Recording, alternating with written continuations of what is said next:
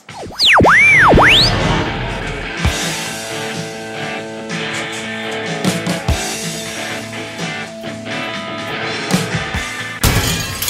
out a want ad for a producer.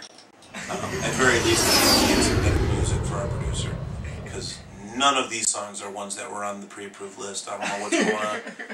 Come on, man. I don't understand. I feel like I should be line dancing to half of this shit. I'll give you that. You got that next. Don't make me bust out. I got some coaching for you, buddy. Tonight on Yahoo Answers, which is easily one of my most favorite websites anymore. Yeah, right. I love it. What, you saying I don't like it? I know, I'm saying there's plenty of other ones that you like much more. Like bulletpunchboxhero.com. Anyway, yeah, there ain't no innocence in this room, so at least my mouse is on the right side of my keyboard at all times. On Yahoo Answers earlier today, there was a question posted by someone. I didn't even write down who posted it, but the question was, pick one. Who would you like to most punch in the face? I said, well, I'll click on that just to see who the options are. None of them are even professional boxers. Number 1, Kimbo Slice. Number 2, George Clooney. Number 3, George Bush. And number 4, Rosie O'Donnell. Timmy, who would you like to punch? Rosie O'Donnell, George Bush, George Clooney, or Kimbo Slice? Mike Monkey. Can I do a write-in on that one? Actually, Who? Our boss. Oh, okay. Like to write in a name? I'd probably go with Rosie. Thank God her live thing that was on TV the other day got canceled. I walked downstairs and the wife. It's already canceled? Already canceled. Nice. So Good the wife had it on, and I watched about 2 minutes of it, and I wanted to throw up. So good for her. Mo, Kimbo, Clooney, Bush, or O'Donnell? I'm gonna go with Clooney because I need some, or not Clooney, with Kimbo because I need some money. That's exactly who I chose. Because no one's going to pay me to hit Clooney, Bush, or O'Donnell. I'll actually get shot for punching George Bush. My hand would probably get eaten if I put it anywhere near O'Donnell's face, Rosie O'Donnell's face. George Clooney, I'm sure his hair would be deflected. His freakish good looks would just have a force field against my fist.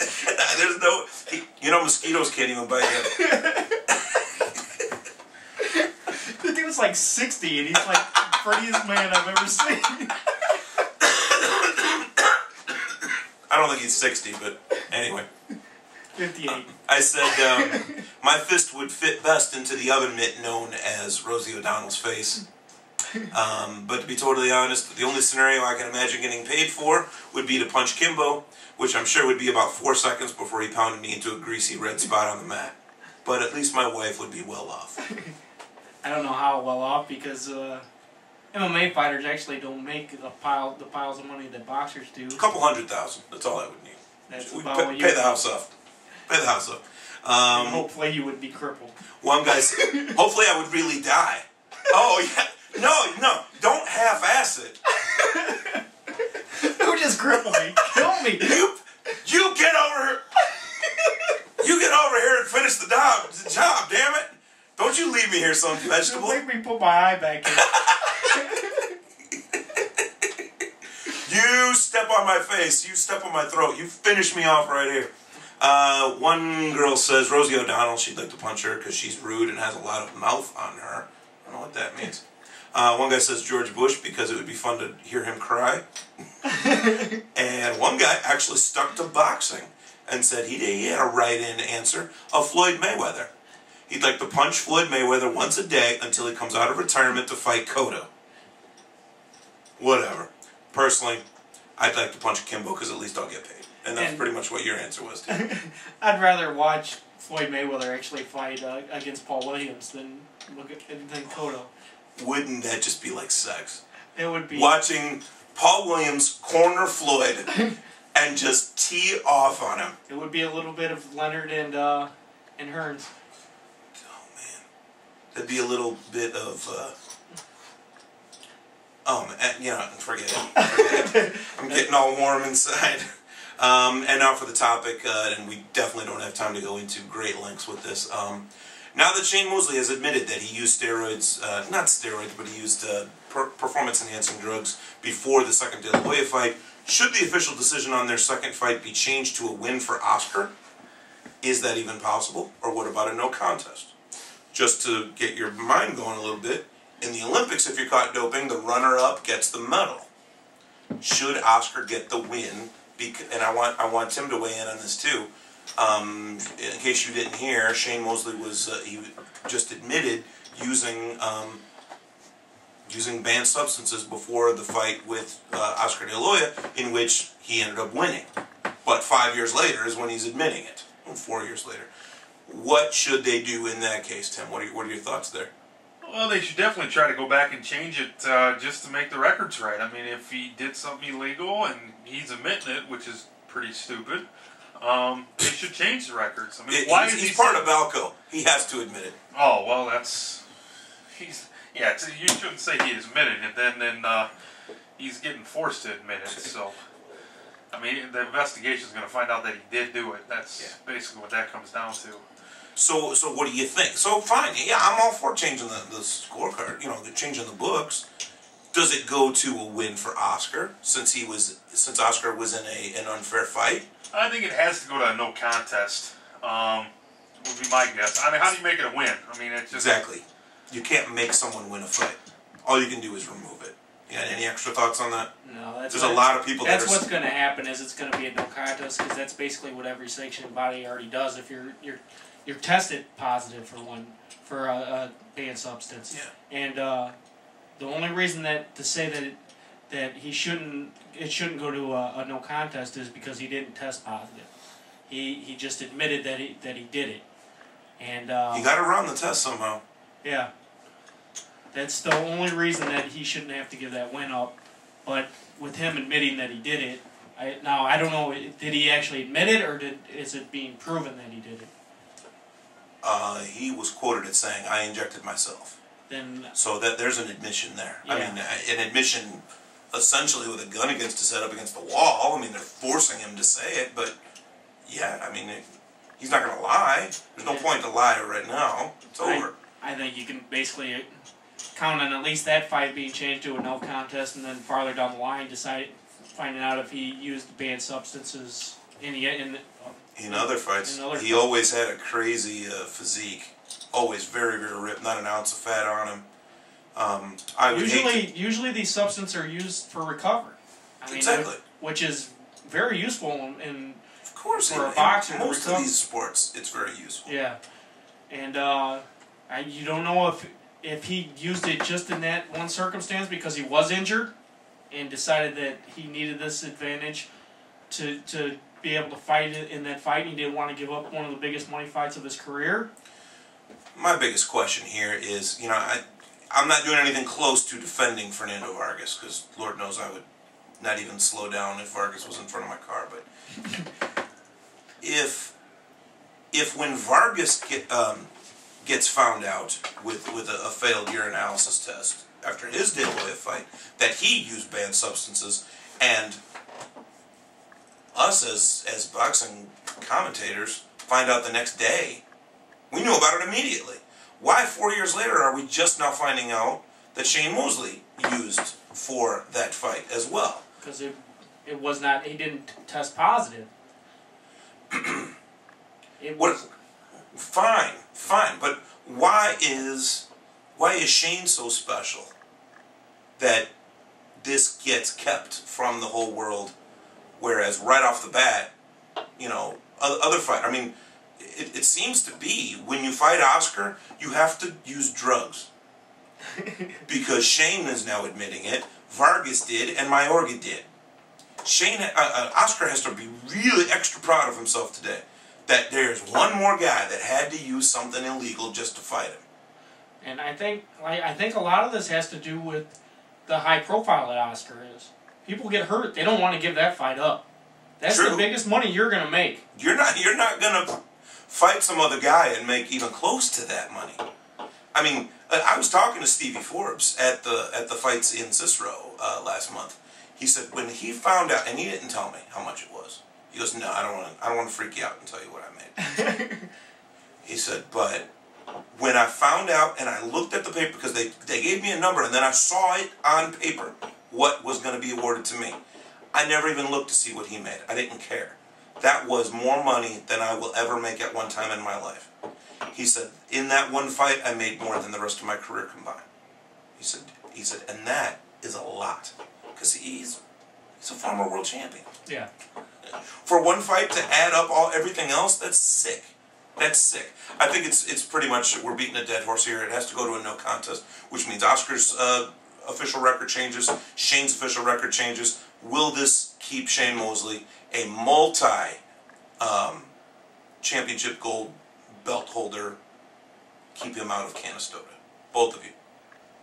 There's a good possibility that I think it will keep him out. If it's proven that he's taking steroids, it's kept other drugs have kept other people out. Not out of Canastota. It has not yet. Not at all. Not even close. No. No, man. Well, who's proven to be in Canastota that's taking drugs? Are you serious? Oh, I guess you're right, because I can think of a lot of guys. I don't want to start. I don't want to do that. I don't want to do that. But not performance-enhancing drugs. Like yeah. Cocaine and hard stuff. Hard stuff. But there are people. It only takes one cokehead to say, "You think coke isn't a performance-enhancing drug? Try doing something on coke. You're doing it faster and better than ever." But I wouldn't know. But yeah, there's no point in dragging other names in the mud because they're still rather high-profile names. But if I were to name them, it wouldn't be a shock. Well, let's bring up another guy that's going to be in the belt club circumstance as well. Vander Holyfield. Evan Fields, yes. Both of these guys have been brought into this together. Yeah. Now those were straight up human growth hormones. I mean, that is as bad a stuff as you can have. I mean, steroids are one thing. Human growth hormone simply makes your muscles bigger. And neither one of you guys ever tested positive. No, Evan Fields was just found on a bunch of receipts. Yes. And I don't even know if they even found one vial of it on his person. They had his address, and he was hiding his name. They had his cell phone number. He answered like a dumbass. He did answer the phone, so yeah, you got that. But now, if you're going to keep one out, you're going to have to keep both of them out. You're not going to keep Evander Holyfield out of them. Which means you're not going to keep Shane Mosley out. Shane Mosley and Vander Holyfield are both put that smile on all the time. Everybody loves them. I don't see keeping either one of them out. John L. Sullivan fought for 76 rounds in the sun against Jake Kilrain, had a bottle of whiskey in the corner, and everyone was fine with it. Not exactly performance enhancing, but for an alcoholic it is. Can't feel the pain. You can't feel the pain. Exactly. He kept on going. Now, for me, drinking a bottle of whiskey would make me fall asleep within 5 minutes. I seen Batter Santa when he talked to the kid about how he could fight. He goes, "I'm not the quickest of the strongest. My strong suit is I can't really feel the punches." Alright, well, we're done with that. Shane Mosley, you're probably going to be in Canastota. In fact, I guarantee you'll be in Canastota. But your fight with De La Hoya is taken away. So the greatest thing I could say about you as a professional, that you have 2 wins over Oscar, is now gone. So that's unfortunate. Hey, Chris, here's a thought. What happens to the money he made? Could a promoter actually sue him and try to get some of that money back? What happens to a normal fighter if they test positive? Now, is that your question? Yeah. Okay. I would guess there's. I don't know if you're taking someone's question online and wrapping it up as your own, but I'm guessing there's something already in the contract, and I think it's so past. There's got to be a statute of limitations on that. I think it's already so far past the fight. Everybody made their money that they expected to make off the money is probably not going to be the problem here, especially since Oscar signs Shane's checks. And by the way, when it comes to memorabilia, don't you want a Shane Mosley check signed by Oscar, his boss, in your binder? Isn't that going to be like one of the coolest things? Or Bernard Hopkins from Oscar, with love, here's extra cash for knocking me out. And tonight's Golden Leaf fighter you should know is Hall of Famer Joltin' Jeff Chandler. He turned pro after just 2 amateur fights and became one of the greatest bantamweight champions in history. Jeff Chandler, another in the long line of great Philadelphia fighters, first captured the NABF and USBA titles en route to worldwide recognition. A tireless counterpuncher, Chandler was known as Joltin' Jeff for his considerable power. He was one of the first prominent fighters to be managed by a woman, K.O. Becky O'Neill. Chandler's busy style and action fights made him a regular on network television during the early 1980s.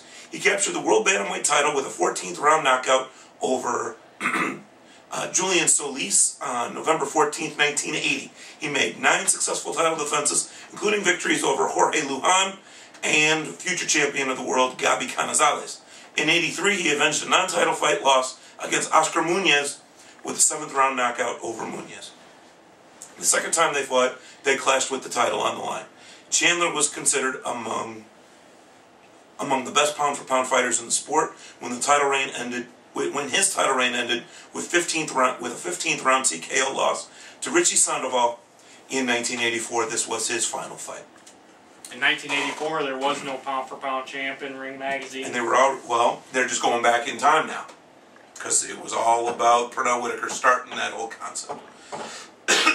Born on September 3rd, 1956, 37 total fights, 33 wins, 2 losses, 2 draws, 18 of his big wins coming by way of knockout. He was inducted into the International Boxing Hall of Fame of Canastota, New York in the year 2000. Tonight's Golden Leaf fighter you should know, Joltin' Jeff Chandler. Well, I apologize for one thing and one thing only, that we did not get to really spend a lot of time and take any of your questions tonight for the topic. We just talked so much because we had so many other things going on with Oscar and Manny. Yeah, and we missed a couple weeks, so we had to fit everything in from a couple weeks. And we still didn't even get to talk about, Ricky Hatton whooping up on Paulie Malignaggi. That fight needs to be talked about. Because Malignaggi's fight got stopped. And if you ask him, it got stopped early. He thinks he was fighting better than he was fighting against Cotto. Yeah, and not only did he was more upset that it got stopped and he has a knockout on his record than actually losing the fight. He knew he was losing that fight. He just has more pride than to stop.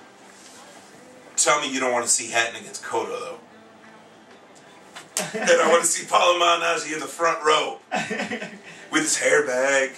That's what you're going to see, too, is Hatton against Cotto. It'll happen. I think it'll happen. They both have 1 loss. I think there's no reason for that fight to not happen. I think Cotto and Margarito is going to happen first, and then it'll come back. I don't necessarily believe that. You don't think so? I don't necessarily believe that at all. I think you could see Cotto against Hatton first, and the winner gets Margarito. Quite possibly, quite possibly. Yeah, it's all possibilities. I guarantee Margarito's not going to fight our boy Paul Williams, though. No one is going to. He lost to him already, and there's no... He doesn't really need to avenge that loss. Yeah, best case scenario is he wins, and then they need a rubber match. You think he wants to fight him twice? He already lost once. Hell no, he doesn't want to fight him twice. Most people don't realize that he lost to him. Very true. All right, for Timmy the producer Patterson, Emil Sotopolinski Kegabine, I am your host, Chris Guzman, wishing you peace and punches. This has been your Bolo Punch Boxing Hour, brought to you by George Rogie Insurance, www.bolopunchboxinghour.com, streaming to you live, as always, on Ustream.tv. Save us a ringside seat.